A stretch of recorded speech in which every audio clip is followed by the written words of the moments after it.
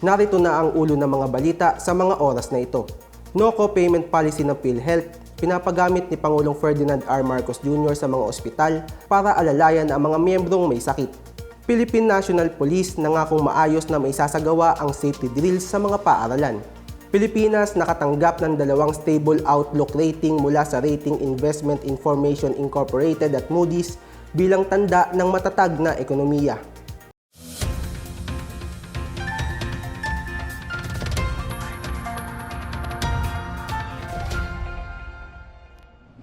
Ako si Froilan Hernandez Jr. para sa PNA Headlines.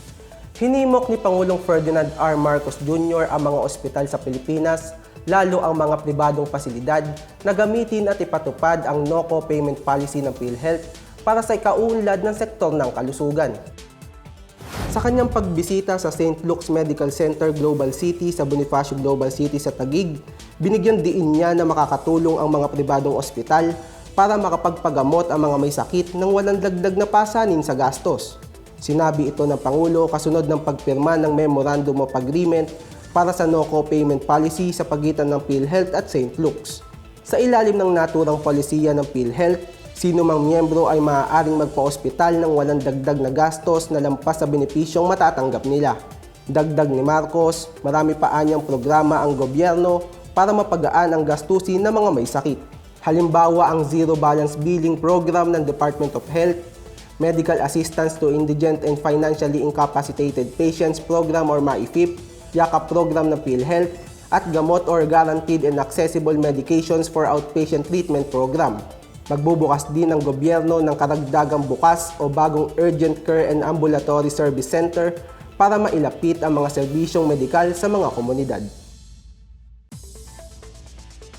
Nangako ang Philippine National Police or PNP nitong Martes na makikipagtulungan sa Department of Education o DepEd at mga opisyal ng paaralan para maayos na maisagawa ang mga school safety drills. Sinabi ni PNP Chief Jose Melencio Nartates Jr. na nakikipag-ugnayan na ang mga lokal na pulis sa mga opisyal ng paaralan upang ayusin at mas mapaganda ang mga safety drill. Ito'y upang mas maging handa at manatiling ligtas ang lahat.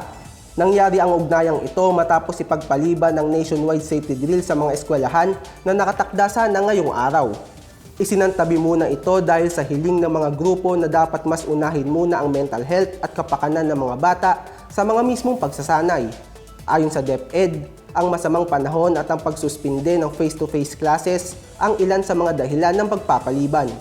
Alinsunod ito sa utos ni Pangulong Marcos at ni Interior Secretary John Vic Remulla na siguraduhing angkop sa pangangailangan ng mga estudyante ang mga programang pangkaligtasan sa eskwelahan at mas palakasin ang kahandaan laban sa anumang panganib.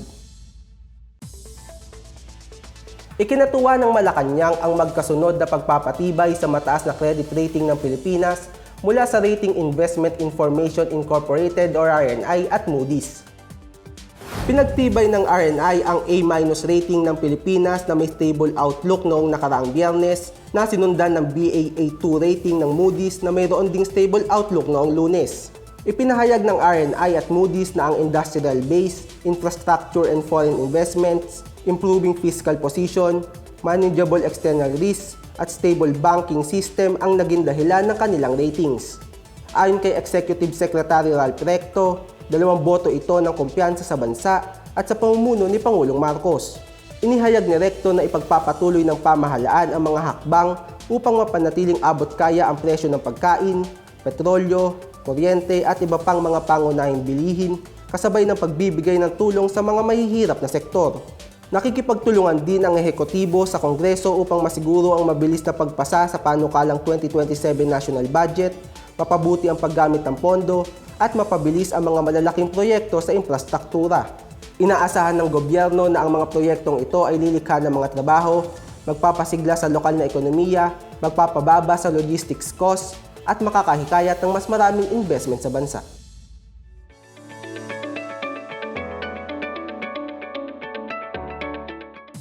Sa balitang pangkalakalan, planong maglaan ng Department of Energy o DOE ng 7 bilyong piso para gumawa ng hakbang na tutugon sa problema sa system losses.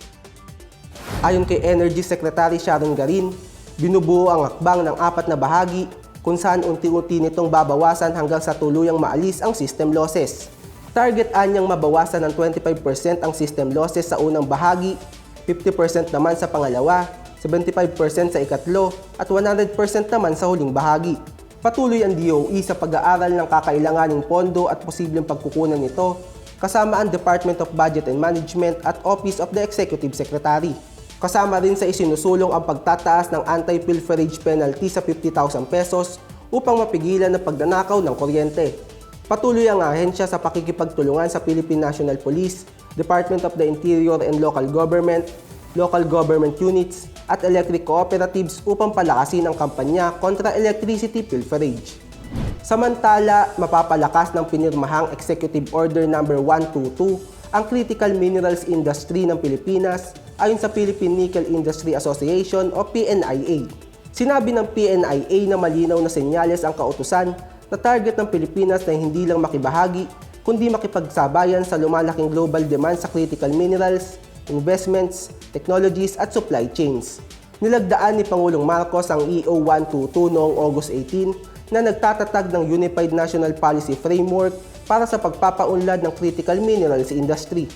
Inatasan din ng EO ang Department of Environment and Natural Resources na alamin at suriin ang mga bagong deposito ng critical minerals.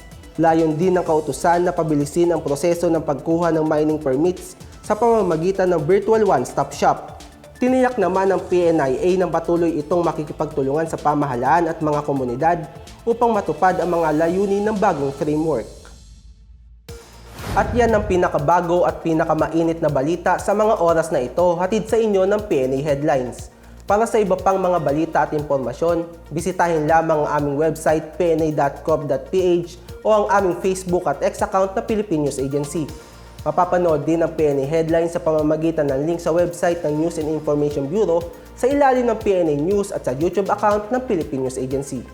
Ako po si Froilan Hernandez Jr. at ito ang PNA Headlines, naghahatid ng mga balitang nagbubuklod sa bagong Pilipinas.